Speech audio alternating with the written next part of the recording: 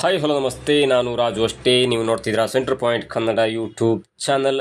ಮಹತ್ವದ ಪಂದ್ಯದಲ್ಲೂ ಇಂಡಿಯಾ ಎಡವಟ್ಟು. ಹೀಗಾದರೆ ಭಾರತ ತಂಡ ಫೈನಲ್ ತಲುಪೋದೇ ಡೌಟು. ಏನಿದರ ಅಪ್ಡೇಟ್ ಇವೆಲ್ಲವನ್ನು ನೋಡೋಣ. ಅದಕ್ಕಿಂತ ಮೊದಲು ಇಲ್ಲಿ ತನಕ ನಮ್ಮ ಚಾನಲ್ನ ಸಬ್ಸ್ಕ್ರೈಬ್ ಮಾಡಿಲ್ಲ ಅಂದರೆ ಈಗಲೇ ಸಬ್ಸ್ಕ್ರೈಬ್ ಮಾಡಿ, ಜೊತೆಗೆ ಕಾಮೆಂಟ್ಗಳ ಮುಖಾಂತರ ತಮ್ಮ ಅಭಿಪ್ರಾಯವನ್ನು ತಿಳಿಸಬಹುದು. ಎಸ್ ವೀಕ್ಷಕರೇ, ಕೋಲ್ಕತ್ತಾದ ಈಡನ್ ಗಾರ್ಡನ್ಸ್ ಮೈದಾನದಲ್ಲಿ ನಿನ್ನೆ ನಡೆದಂಥ ಮಸ್ಟ್ ವಿನ್ ಗೇಮ್ನಲ್ಲಿ ಭಾರತ ತಂಡ ಅಂದರೆ ಇಂಡಿಯಾ ತಂಡ ವೆಸ್ಟ್ ಇಂಡೀಸ್ ತಂಡವನ್ನು 5 ವಿಕೆಟ್ಗಳಿಂದ ರೋಚಕವಾಗಿ ಸೋಲಿಸಿ ಸೆಮಿಫೈನಲನ್ನು ತಲುಪಿದೆ. ಮತ್ತು ಮುಂದಿನ 5ನೇ ತಾರೀಕು ನಡೆಯಲಿರುವಂಥ ಪಂದ್ಯದಲ್ಲಿ, ಸೆಮಿಫೈನಲ್ ಪಂದ್ಯದಲ್ಲಿ ಇಂಡಿಯಾ ತಂಡ ಇಂಗ್ಲೆಂಡ್ ತಂಡವನ್ನು ಸೋಲಿಸುವಂಥ ಎಲ್ಲ ಒಂದು ಸಾಧ್ಯತೆ ಕೂಡ ಇದ್ದು, ಒಂದು ವೇಳೆ ನಿನ್ನೆ ನಡೆದಂಥ ಒಂದು ಎಡವಟ್ಟು ಸೆಮಿಫೈನಲ್ ಪಂದ್ಯದಲ್ಲೂ ಏನಾದರೂ ಮರುಕಳಿಸಿದರೆ ಆಗ ಇಂಡಿಯಾ ತಂಡ ಫೈನಲ್ಗೆ ತಲುಪೋದು ಬಹುತೇಕ ಡೌಟ್ ಎನ್ನುವಂಥ ವಿಷಯ ಇದೀಗ ಕುತೂಹಲಕಾರಿಯಾಗಿ ಉಳಿದಿಲ್ಲ. ಜೊತೆಗೆ ಇಡೀ ನಮ್ಮ 150 ಕೋಟಿ ಕ್ರಿಕೆಟ್ ಫ್ಯಾನ್ಸ್ಗಳು ಕೂಡ ಅದನ್ನೇ ಮಾತನಾಡ್ತಾ ಇದ್ದಾರೆ. ಒಂದು ವೇಳೆ ನಿನ್ನೆ ಆದಂಥ ಎಡವಟ್ಟು ಏನಾದರೂ ಇಂಗ್ಲೆಂಡ್ ತಂಡದ ವಿರುದ್ಧ ಸೆಮಿಫೈನಲ್ನಲ್ಲಿ ಆಡುವಾಗ ಆದರೆ ಭಾರತ ಶತಸಿದ್ಧವಾಗಿ ಖಂಡಿತವಾಗಿಯೂ ಕೂಡ ಫೈನಲ್ ತಲುಪಬೇಕಾದ್ರೆ ದೊಡ್ಡ ಹರಸಾಹಸವೇ ಪಡಬೇಕಾಗತ್ತೆ. ಹಾಗಾದರೆ ನಿನ್ನೆ ಕೋಲ್ಕತ್ತಾದ ಈಡನ್ ಗಾರ್ಡನ್ಸ್ ಮೈದಾನದಲ್ಲಿ ನಡೆದಂಥ ಒಂದು ಪಂದ್ಯದಲ್ಲಿ ಭಾರತ ಯಾವೆಲ್ಲ ಎಡವಟ್ಟನ್ನು ಮಾಡ್ತು ಎನ್ನುವುದನ್ನು ನೋಡ್ತಾ ಹೋದರೆ ನೋಡಿ, ಭಾರತ ತಂಡ ನಿನ್ನೆ ಟಾಸ್ ಗೆದ್ದು ವೆಸ್ಟ್ ಇಂಡೀಸ್ ತಂಡಕ್ಕೆ ಬ್ಯಾಟಿಂಗನ್ನು ಕೊಡ್ತು.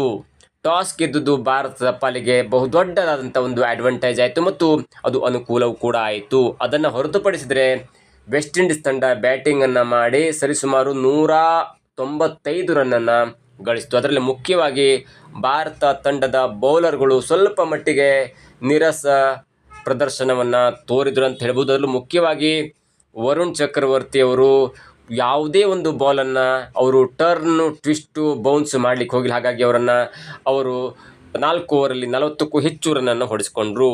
ಅದರ ಜೊತೆಗೆ ಭಾರತ ಮಾಡಿದಂಥ ಎಡವಟ್ಟುಗಳನ್ನು ಒಂದೊಂದೇ ಗಮನಿಸ್ತಾ ಹೋದರೆ ರೋಸ್ಟನ್ ಚೇಸ್ ಮತ್ತು ಸಾಯಿ ಹೋಪ್ ಅವರು ಚೆನ್ನಾಗಿ ಬ್ಯಾಟಿಂಗ್ ಮಾಡ್ತಾ ಒಂದು 9ರ ಸರಾಸರಿಯಲ್ಲಿ ರನ್ನನ್ನು ಗಳಿಸ್ತಾ ಇರುವಾಗ ರೋಸ್ಟನ್ ಚೇಸ್ ಮತ್ತು ಸಾಯಿ ಹೋಪ್ಸ್ ಅವರ ಮಧ್ಯದಲ್ಲಿ ಆದಂಥ ಮಿಸ್ಕಮ್ಯುನಿಕೇಷನ್ನಿಂದ ಇಬ್ಬರೂ ಕೂಡ ವಿಕೆಟ್ ಕೀಪರ್ ಎಂಡಿಗೆ ಬರ್ತಾರೆ. ಅಂದರೆ 1 ರನ್ನನ್ನು ಕದ್ದು 2ನೇ ರನ್ನನ್ನು ಓಡುವಾಗ ಇಬ್ಬರೂ ಕೂಡ ಒಂದು ಕಡೆ ವಿಕೆಟ್ ಕೀಪರ್ ಎಂಡು ಮತ್ತು ಒಂದು ಕಡೆ ಬೌಲರ್ ಎಂಡಿಗೆ ಹೋಗೋ ಬದಲು ಇಬ್ಬರೂ ಕೊಂಡು ಅಂದರೆ ಸಾಯಿ ಹೋಪ್ ಮತ್ತು ರೋಸ್ಟನ್ ಚೇಸ್ ಇಬ್ಬರೂ ಕೂಡ ವಿಕೆಟ್ ಕೀಪರ್ ಎಂಡಿಗೆ ಬರ್ತಾರೆ. ಆಗ ಬಾಲನ್ನು ಫೀಲ್ಡಿಂಗ್ ಮಾಡ್ತಿದ್ದಂಥ ವರುಣ್ ಚಕ್ರವರ್ತಿ ಅವರು ಬೌಲರ್ ಎಂಡ್ಗೆ ಬಾಲನ್ನು ಎಸೆಯುವ ಬದಲು ನೇರವಾಗಿ ಕೀಪರ್ ಎಂಡ್ಗೆ ಎಸೆಯುತ್ತಾರೆ. ಹಾಗಾಗಿ ಅಲ್ಲಿ ಒಂದು ಸುಲಭವಾದಂಥ ರನ್ಔಟನ್ನು ಮಿಸ್ ಮಾಡಿ ಅದು ಒಂದು ದೊಡ್ಡ ಎಡವಟ್ಟನ್ನು ಮಾಡ್ತಾರೆ. ಒಂದು ವೇಳೆ ವರುಣ್ ಚಕ್ರವರ್ತಿ ಹಿಡಿದಂಥ ಬಾಲ್ ನೇರವಾಗಿ ಬೌಲರ್ ಎಂಡ್ಗೆ ಎಸೆದಿದ್ರೆ ಆಗ ತುಂಬ ದೂರದಲ್ಲಿದ್ದಂಥ ರೋಸ್ಟನ್ ಚೇಸ್ ಅಥವಾ ಸಾಯಿ ಹೋಪ್ ಅವರು ನಾನ್ ಸ್ಟ್ರೈಕರ್ ಎಂಡಿಗೆ ಬರಲಿಕ್ಕೆ ಆಗ್ತಿರಲಿಲ್ಲ ಮತ್ತು ಆರಾಮಾಗಿ ರನ್ಔಟ್ ಆಗ್ತಿತ್ತು ಮತ್ತು ಅದು ಕೂಡ ಒಂದು ವಿಕೆಟನ್ನು ಹೋಗುವಂಥ ಸಾಧ್ಯತೆ ಇತ್ತು. ಅಲ್ಲಿ ವರುಣ್ ಚಕ್ರವರ್ತಿ ಎನ್ನುವಂಥ ಒಬ್ಬ ಫೀಲ್ಡರ್ ದೊಡ್ಡದಾದಂಥ ಎಡವಟ್ಟನ್ನು ಮಾಡಿದ್ರು. ಅದಾದ ಕೆಲವು ಓವರ್ಗಳಲ್ಲಿ ಬೂಮ್ರಾ ಎಸೆದಂಥ ಒಂದು 5ನೇ ಓವರ್ನಲ್ಲಿ ಅಭಿಷೇಕ್ ಶರ್ಮಾ ಅವರು ರೋಸ್ಟನ್ ಚೇಸ್ ಅವರ ಸುಲಭವಾದಂಥ ಕ್ಯಾಚನ್ನು ಮಿಸ್ ಮಾಡ್ತಾರೆ. ಅಭಿಷೇಕ್ ಶರ್ಮಾ ಅವರು ಮತ್ತೆ ಒಂದು ಜೀವದಾನವನ್ನು ರೋಸ್ಟನ್ ಚೇಸ್ ಅವರಿಗೆ ಕೊಡ್ತಾರೆ. ಹಾಗಾಗಿ ಇದು 2ನೇ ಒಂದು ಎಡವಟ್ಟಾಯಿತು. ಅದಾದ ನಂತರ ರುದರ್ಫೋರ್ಡ್ ಅವರ ಒಂದು ಮೇಲೆ ಚಿಮ್ಮಿದಂಥ ಕ್ಯಾಚನ್ನು ಸುಲಭವಾಗಿ ತಿಲಕ್ ವರ್ಮಾ ಅವರು ಕೂಡ ಬಿಡ್ತಾರೆ. ಇದು ವೆಸ್ಟ್ ಇಂಡೀಸ್ ತಂಡಕ್ಕೆ 3ನೇ ಜೀವದಾನ ಆಗುತ್ತೆ. ಮೊದಲು ರೋಸ್ಟನ್ ಚೇಸ್ ಅವರ ಒಂದು ರನ್ಔಟನ್ನು ವರುಣ್ ಚಕ್ರವರ್ತಿ ಮಿಸ್ ಮಾಡ್ತಾರೆ. ಅದಾದ ನಂತರ ಅಭಿಷೇಕ್ ಶರ್ಮಾ ಅವರು ಒಂದು ಕ್ಯಾಚ್ ಡ್ರಾಪ್ ಮಾಡ್ತಾರೆ. ಅದು ಕೂಡ ರೋಸ್ಟನ್ ಚೇಸ್ ಅವರಾಗಿರುತ್ತೆ. ಅದಾದ ನಂತರ ಬ್ಯಾಟಿಂಗ್ ಬಂದಂಥ ರುದರ್ಫೋರ್ಡ್ ಅವರು ಆಕಾಶದೆತ್ತರಕ್ಕೆ ಚಿಮ್ಮಿದಂಥ ಒಂದು ಬಾಲನ್ನು ತಿಲಕ್ ವರ್ಮಾ ಅವರು ಸುಲಭವಾಗಿ ಕ್ಯಾಚನ್ನು ಡ್ರಾಪ್ ಮಾಡ್ತಾರೆ. ಅದಾದ ನಂತರ ಬ್ಯಾಟಿಂಗ್ಗೆ ಬಂದಂಥ ಪಾವೆಲ್ ಅವರ ಒಂದು ಶಾಟನ್ನು ಪಾವೆಲ್ ಅವರು ಕೂಡ ಒಂದು ಬ್ಯಾಟಿಂಗ್ ಮಾಡ್ತಿರುವಾಗ ಸುಲಭವಾದ ಕ್ಯಾಚ್ ಕೊಟ್ಟಾಗಲೂ ಕೂಡ ಅಭಿಷೇಕ್ ಶರ್ಮಾ ಅವರು ತನ್ನ ಸತತ 2ನೇ ಕ್ಯಾಚನ್ನು ಕೂಡ ಬಿಡ್ತಾರೆ, ಡ್ರಾಪ್ ಮಾಡ್ತಾರೆ. ಹಾಗಾಗಿ ವೆಸ್ಟ್ ಇಂಡೀಸ್ ತಂಡಕ್ಕೆ ಬರೋಬ್ಬರಿ 4 ಜೀವದಾನವನ್ನು ಒಂದೇ ಮ್ಯಾಚ್ನಲ್ಲಿ ಕೊಡ್ತಾರೆ. ಹಾಗಾಗಿ ಅದರ ಉಪಯೋಗವನ್ನು ಪಡ್ಕೊಂಡಂಥ ವೆಸ್ಟ್ ಇಂಡೀಸ್ ತಂಡ ನಾಕೌಟ್ ಪಂದ್ಯದಲ್ಲಿ ಅಥವಾ ಮಸ್ಟ್ ವಿನ್ ಗೇಮ್ನಲ್ಲಿ 195 ರನ್ಗಳ ಬೃಹತ್ ಮೊತ್ತವನ್ನು ಕೂಡಿ ಹಾಕ್ತು ಮತ್ತು ಭಾರತ ತಂಡಕ್ಕೆ ಒಂದು ದೊಡ್ಡದಂಥ ಟಾರ್ಗೆಟ್ ಕೂಡ ಕೊಡ್ತು. ಇದರ ಮಧ್ಯೆ ವರುಣ್ ಚಕ್ರವರ್ತಿ ಅವರು ಒಂದು ಕೈಗೆ ಬಂದಂಥ ಬಾಲನ್ನು ಬೌಂಡ್ರಿ ಕಳಿಸ್ತಾರೆ. ಅದರ ಜೊತೆಗೆ ತಿಲಕ್ ವರ್ಮ ಅವರು ಕೂಡ ಒಂದು ಬೌಂಡ್ರಿಯನ್ನು ಬಿಡ್ತಾರೆ. ಯಾವ ಲೆವೆಲಿಗೆ ಆಯ್ತು ಅಂದರೆ, ನೀವು ವರುಣ್ ಚಕ್ರವರ್ತಿ ಅವರ ಹತ್ರ ಬಾಲ್ ಹೋಗ್ಬಿಟ್ರಿ, ಅಂದರೆ ಬ್ಯಾಟಿಂಗ್ ಮಾಡಿದಂಥ ಬಾಲ್ ಹೋಗ್ಬಿಟ್ರಿ, ಅವರು 1ಅನ್ನು 2 ಕೊಡ್ತಾರೆ, 2ಅನ್ನು 3 ಕೊಡ್ತಾರೆ, ಇಲ್ಲ ಬೌಂಡ್ರಿ ಕೊಡ್ತಾರೆ, ಅಥವಾ ಕ್ಯಾಚ್ ಬಿಡ್ತಾರೆ, ಅಥವಾ ಮಿಸ್ ಫೀಲ್ಡಿಂಗ್ ಮಾಡ್ತಾರೆ ಅನ್ನುವಂಥ ಹಂತಕ್ಕೆ ಹೋಯಿತು. ಮತ್ತೊಂದು ಕಡೆ ಸುಲಭವಾಗಿ ಕ್ಯಾಚ್ ಕೊಟ್ಟರು ಕೂಡ ಅಭಿಷೇಕ್ ಶರ್ಮಾ ಈ ವಿಶ್ವಕಪ್ನಲ್ಲಿ ನೀರಸ ಪ್ರದರ್ಶನವನ್ನು ಕೊಟ್ಟಿರೋದು ಕೂಡ ಬ್ಯಾಟಿಂಗ್ನಲ್ಲಿ 3 ಡಕ್ ಆಗಿರ್ಬೋದು, 1 50 ಬಿಟ್ಟು ನಿನ್ನೆ ಕೂಡ ಅವರು ಕೇವಲ 10 ರನ್ನನ್ನು ಹೊಡೆಯಲು ಮಾತ್ರ ಸಫಲರಾದರು. ಇನ್ನು ಭಾರತದ ಬ್ಯಾಟಿಂಗ್ ವಿಷಯಕ್ಕೆ ಬಂದಾಗ ಮತ್ತೊಮ್ಮೆ 5-6 ಬ್ಯಾಟ್ಸ್ಮನ್ಗಳು ಸೀರೀಸ್ ಆಫ್ ಮಿಸ್ಟೇಕನ್ನು ಮಾಡಿದ್ರು. ನಿನ್ನೆ ಸಂಜು ಸ್ಯಾಮ್ಸನ್ ಎನ್ನುವಂಥ ಒಬ್ಬ ಆಫ್ ಕಟರ್, ಒಬ್ಬ ಕೂಲ್ ಮ್ಯಾನ್, ಒಬ್ಬ 6 ಮ್ಯಾನ್, ಒಬ್ಬ ಬೌಂಡ್ರಿ ಹೊಡೆಯುವಂಥ ಒಬ್ಬ ಆಟಗಾರ ನಿನ್ನೆ 50 ಬಾಲ್ನಲ್ಲಿ 97 ರನ್ ಏನಾದರೂ ಹೊಡೆದಿಲ್ಲ ಅಂದರೆ ಭಾರತ ನಿನ್ನೆ ಕೂಡ ಮಸ್ಟ್ ಗೇಮ್ ವಿನ್ನನ್ನು ಸೋತು ಸೆಮಿಫೈನಲ್ ಹಾದಿ ತಲುಪೋದು ಭಾರಿ ಕಷ್ಟ ಆಗ್ತಿತ್ತು ಮತ್ತು ನಿನ್ನೆ ವಿಶ್ವಕಪ್ನಿಂದ ಹೊರಗೆ ಬರುವಂಥ ಎಲ್ಲ ಸಾಧ್ಯತೆ ಕೂಡ ಇತ್ತು. ಹಾಗಾಗಿ ನಿನ್ನೆ ಬಂದಂಥ ಇಶಾನ್ ಕಿಶನ್ ಅವರ ಶಾಟ್ ಆಗಿರ್ಬೋದು, ಅಭಿಷೇಕ್ ಶರ್ಮಾ ಅವರ ಶಾಟ್ ಆಗಿರ್ಬೋದು, ಹಾರ್ದಿಕ್ ಪಾಂಡ್ಯ ಅವರ ಶಾಟ್ ಆಗಿರ್ಬೋದು, ತಿಲಕ್ ವರ್ಮ ಅವರ ಶಾಟ್ ಆಗಿರ್ಬೋದು, ಹೀಗೆ ಬಂದಂಥ 5 ಬ್ಯಾಟ್ಸ್ಮನ್ ಔಟ್ ಆದಂಥ ರೀತಿ ಇದೆಯಲ್ಲ, ಇನ್ಕ್ಲೂಡಿಂಗ್ ಸೂರ್ಯಕುಮಾರ್ ಯಾದವ್, ಒಬ್ಬರು ಕೂಡ ಉತ್ತಮ ಬಾಲಿಗೆ ಔಟ್ ಆದಂಥ ಉದಾಹರಣೆ ಸಿಗಲಿಲ್ಲ. ಎಲ್ಲವೂ ಕೂಡ ಕೆಟ್ಟ ಎಸೆತವಾಗಿತ್ತು. ಅದನ್ನು ಸಿಕ್ಸಿಗೆ ಸಿಡಿಸುವಂಥ ಒಂದು ಹಂತದಲ್ಲಿ ಮೈ ಮೆರೆತು ಬ್ಯಾಟನ್ನು ಹೆಂಗೆಂಗೋ ಬೀಸಿ ಸುಲಭವಾಗಿ ಕ್ಯಾಚನ್ನು ಕೊಟ್ಟರು. ಇದು ಕೂಡ ಒಂದು ಹಂತಕ್ಕೆ ಇಂಡಿಯಾ ಮಾಡಿದಂಥ ಎಡ್ವರ್ಟ್ ಅಂತ ಹೇಳ್ಬೋದು. ಲಕ್ ಭಾರತ ಫೇವರ್ ಆಗಿತ್ತು, ಡ್ಯೂ ಬಿದ್ದಿತ್ತು, ಟಾಸ್ ಗೆದ್ದುಕೊಂಡು ಅವರಿಗೆ ಬ್ಯಾಟಿಂಗ್ ಕೊಟ್ಟರು ಮತ್ತು ಸೆಕೆಂಡ್ ಬ್ಯಾಟಿಂಗಲ್ಲಿ ಡ್ಯೂ ಬಿದ್ದ ಕಾರಣಕ್ಕಾಗಿ ವೆಸ್ಟ್ ಇಂಡೀಸ್ನ ಬೌಲರ್ಗಳು ಕೂಡ ಲಯ ತಪ್ಪಿ ದಾರಿ ತಪ್ಪಿ ಬೌಲಿಂಗ್ ಹಾಕಿದ್ರು. ಅದರ ಪರಿಣಾಮವಾಗಿ ಭಾರತ ಸುಲಭವಾಗಿ ರೋಚಕವಾಗಿ ನಿನ್ನೆಯ ಪಂದ್ಯವನ್ನು ಗೆದ್ದು ಸೆಮಿಫೈನಲ್ ಹಂತವನ್ನು ತಲುಪಿದೆ. ಸೆಮಿಫೈನಲ್ ಹಂತದಲ್ಲಿ ಏನಾಗುತ್ತೆ ಅನ್ನೋದನ್ನು ಹೇಳೋದಕ್ಕೆ ಮೊದಲು ಭಾರತ ಇಲ್ಲಿಯವರೆಗೆ 13 ಕ್ಯಾಚನ್ನು ಬಿಟ್ಟಿದೆ.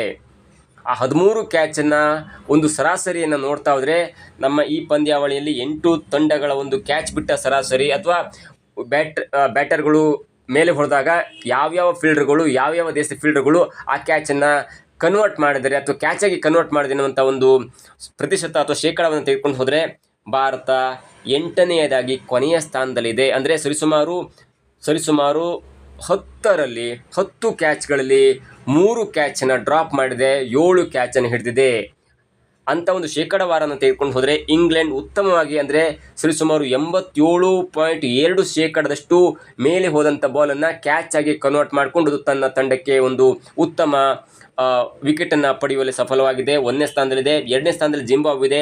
85.4% ಸರಾಸರಿ ಇಲ್ಲದು ಕ್ಯಾಚನ್ನು ಹಿಡಿದಿದೆ.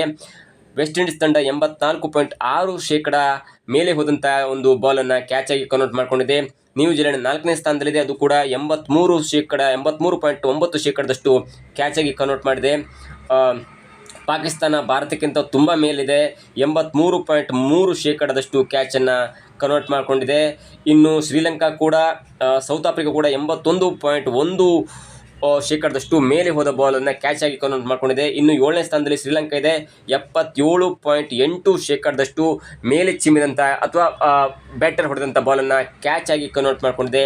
ಆದರೆ ಭಾರತ 72.7% ಮಾತ್ರ ಬಾಲನ್ನು ಕ್ಯಾಚ್ ಆಗಿ ಕನ್ವರ್ಟ್ ಮಾಡಿದ್ದನ್ನು ವಿಕೆಟ್ ಆಗಿ ಪಡೆಯುವಲ್ಲಿ ಸಫಲವಾಗಿದೆ. ಹಾಗಾಗಿ 8 ತಂಡಗಳಲ್ಲಿ, ಅಂದರೆ ಸೂಪರ್ 8 ಹಂತವನ್ನು ತಲುಪಿದಂಥ 8 ತಂಡಗಳಲ್ಲಿ ಭಾರತ ಕ್ಯಾಚ್ ಮತ್ತು ಫೀಲ್ಡಿಂಗ್ ವಿಷಯದಲ್ಲಿ ಕೊನೆಯ ಸ್ಥಾನದಲ್ಲಿ ಇದೆ. ಹೀಗಾಗಿ ಈ ಎಲ್ಲ ಒಂದು ಲೆಕ್ಕಾಚಾರವನ್ನು ಗಮನಿಸ್ತಾ ಹೋದರೆ ಇಂಥದೇ ಒಂದು ಲೆಕ್ಕಾಚಾರ ಮುಂದುವರೆದ್ರೆ ಇಂಗ್ಲೆಂಡ್ ಎನ್ನುವಂಥ ಬಲಿಷ್ಠ ತಂಡದ ವಿರುದ್ಧ ಹೀನಾಯವಾಗಿ ಸೋತು ಸೆಮಿಫೈನಲ್ನಿಂದ ಹೊರಗೆ ಬಂದು ಅದು ವಿಶ್ವಕಪ್ನಿಂದ ಹೊರಗೆ ಬರುವುದರಲ್ಲಿ ಯಾವುದೇ ಸಂಶಯವಿಲ್ಲ.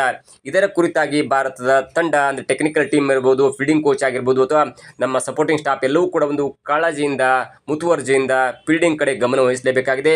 ಇನ್ನು 3-4 ಅದರಲ್ಲೂ ವರುಣ್ ಚಕ್ರವರ್ತಿ ಆಗಿರ್ಬೋದು, ಅಭಿಷೇಕ್ ಶರ್ಮಾ ಆಗಿರ್ಬೋದು, ಹೀಗೆ 3-4 ಆಟಗಾರರ ಕೈಗೆ ಬಾಲ್ ಹೋದರೆ ಅದು ಪಕ್ಕಾ ಕ್ಯಾಚ್ ಬಿಡ್ತಾರೆ ಅಥವಾ ಫೀಲ್ಡಿಂಗ್ ಮಿಸ್ ಮಾಡ್ತಾರೆ ಅನ್ನುವಂಥ ಹಂತಕ್ಕೆ ಜನ ಮಾತನಾಡ್ಕೊಳ್ತಾ ಇದ್ದಾರೆ. ಇನ್ನು ಇಂಗ್ಲೆಂಡ್ ತಂಡದ ಒಂದು ವಿಷಯಕ್ಕೆ ಬರೋದಾದರೆ ಹ್ಯಾರಿ ಬ್ರೂಕ್ ಎನ್ನುವಂಥ ಒಬ್ಬ ಯಂಗ್ ಅಥವಾ ಈ ಜನರೇಷನ್ನ ಒಬ್ಬ ಅತ್ಯುತ್ತಮ ಬ್ಯಾಟ್ಸ್ಮನ್, ಟೆಕ್ನಿಕಲ್ ಸೌಂಡ್ ಆಗಿರುವಂಥ ಒಬ್ಬ ಬ್ಯಾಟ್ಸ್ಮನ್ ಜೊತೆಗೆ ಇಂಗ್ಲೆಂಡ್ನ ಕ್ಯಾಪ್ಟನ್ ಆಗಿರುವಂಥ ಅವರ ವಿಕೆಟನ್ನು ಪಡೆಯೋದು ಭಾರಿ ಕಷ್ಟ. ಒಂದು ವೇಳೆ ಇಂಥ ಒಂದು ಮಿಸ್ಟೇಕ್ ಮಾಡಿ ಅವರಿಗೆ ಜೀವದಾನ ಕೊಟ್ಬಿಟ್ರೆ ಅಷ್ಟಕ್ಕೆ ಇಂಗ್ಲೆಂಡ್ ಮ್ಯಾಚ್ ಗೆಲ್ಲೋದ್ರಲ್ಲಿ ಯಾವುದೇ ಒಂದು ಸಂಶಯವಿಲ್ಲ. ಬೌಲಿಂಗ್ ಪಿಚ್ನಲ್ಲೂ ಕೂಡ ಮೊನ್ನೆ ಶ್ರೀಲಂಕಾದ ವಿರುದ್ಧ ಅವರು ಬ್ಯಾಟಿಂಗ್ ಮಾಡಿದಂಥ ರೀತಿ, ಸೆಂಚುರಿ ಹೊಡೆದಂಥ ರೀತಿ ಎಲ್ಲವೂ ಕೂಡ ನಮ್ಮ ಕಣ್ಮುಂದಿದೆ. ಇಂಗ್ಲೆಂಡ್ ತಂಡದಲ್ಲಿ ಜಾಶ್ ಬಟ್ಲರ್ ಇದ್ದಾರೆ, ಅವರು ಮುಂಬೈ ಅಥವಾ ವಾಂಖೇಡೆ ಸ್ಟೇಡಿಯಂನಲ್ಲಿ ಅರ್ದು ಕುಡಿದಂಥವರು ಶ್ಯಾಮ್ ಕರನ್ ಇದ್ದಾರೆ, ವಿಲ್ ಜಾಕ್ ಇದ್ದಾರೆ, ಡಾಸನ್ ಇದ್ದಾರೆ, ಜೋಫ್ರಾ ಆರ್ಚರ್ ಇದ್ದಾರೆ, ಆದಿಲ್ ರಶೀದ್ ಇದ್ದಾರೆ ಮತ್ತು ಸಾಲ್ಟ್ ಎನ್ನುವಂಥ ಒಬ್ಬ ಬ್ಯಾಟ್ಸ್ಮನ್ ಕೂಡ ಇದ್ದಾರೆ. ಇವರೆಲ್ಲರೂ ಕೂಡ ವಾಂಖೇಡೆ ಸ್ಟೇಡಿಯಂನಲ್ಲಿ IPL ಪಂದ್ಯವನ್ನು ಸುಮಾರು ನೂರಾರು ಪಂದ್ಯವನ್ನು ಆಡಿದ್ದಾರೆ ಮತ್ತು ವಾಂಖೇಡೆ ಸ್ಟೇಡಿಯಂನ ಈ ಬ್ಯಾಟಿಂಗ್ ವೈಖರಿಯನ್ನು ಅಥವಾ ಬ್ಯಾಟಿಂಗ್ ಪಿಚ್ಚನ್ನು ಅರಿದು ಕುಡಿದಂಥ ಇಂಗ್ಲೆಂಡ್ ತಂಡಕ್ಕೆ ಮುಂದಿನ ಪಂದ್ಯದಲ್ಲಿ ಭಾರತ ಯಾವ ತರಹದಲ್ಲಿ ಸವಾಲು ಹಾಕತ್ತೆ ಮತ್ತು ಒಂದು ವೇಳೆ ಅಂಥ ಸ್ಫೋಟಕ ಬ್ಯಾಟ್ಸ್ಮನ್ಗಳ ಒಂದು ಫೀಲ್ಡಿಂಗ್ನಲ್ಲಿ ಅಥವಾ ಒಂದು ಕ್ಯಾಚನ್ನು ಮಿಸ್ ಮಾಡಿದ್ರೆ ಅವರು ಏಕಾಂಗಿಯಾಗಿ ಪಂದ್ಯವನ್ನು ಗೆಲ್ಲಿಸಿಕೊಂಡು ಹೋಗುವಂಥ ಸಾಮರ್ಥ್ಯ ಹ್ಯಾರಿ ಬ್ರೂಕ್ ಅವ್ರ ಹತ್ರ ಇದೆ, ಶ್ಯಾಮ್ ಕರ್ನ್ ಅವ್ರ ಹತ್ರ ಇದೆ, ವಿಲ್ ಜಾಕ್ ಇದೆ, ಆರ್ಚರ್ ಎನ್ನುವಂಥ ಬೌಲರ್ ಕೂಡ ಬ್ಯಾಟಿಂಗ್ ಮಾಡಬಲ್ಲರು. ಹಾಗಾಗಿ ಇಂಡಿಯಾ ಮುಂದಿನ ದಿನಗಳಲ್ಲಿ ಫೀಲ್ಡಿಂಗ್ನಲ್ಲಿ ಸ್ವಲ್ಪ ಮಟ್ಟಿನ ಹಿಡಿತ ಸಾಧಿಸಿದರೆ ಭಾರತ ಮುಂದಿನ ಪಂದ್ಯ ಇಂಗ್ಲೆಂಡ್ ವಿರುದ್ಧ ವಾಂಖೇಡೆ ಸ್ಟೇಡಿಯಂನಲ್ಲಿ ಆಡುವಂಥ ಪಂದ್ಯವನ್ನು ಗೆಲ್ಲಬಹುದು ಮತ್ತು ಸುಲಭವಾಗಿ ಫೈನಲ್ ಕೂಡ ತಲುಪಬಹುದು. ಒಂದು ವೇಳೆ ನಿನ್ನೆ ಆದಂಥ ಮಿಸ್ಟೇಕ್ ಮತ್ತೆ ಮರುಕಳಿಸಿದರೆ ಭಾರತ ನೇರವಾಗಿ ವಿಶ್ವಕಪ್ ಪಂದ್ಯದಿಂದ ಹೊರ ಹೋಗೋದರಲ್ಲಿ ಯಾವುದೇ ಸಂಶಯವಿಲ್ಲ. ಇದಾಗಿತ್ತು ಇವತ್ತಿನ ವಿಶೇಷ. ನೋಡ್ತಾ ಇರಿ centre point Kannada YouTube channel.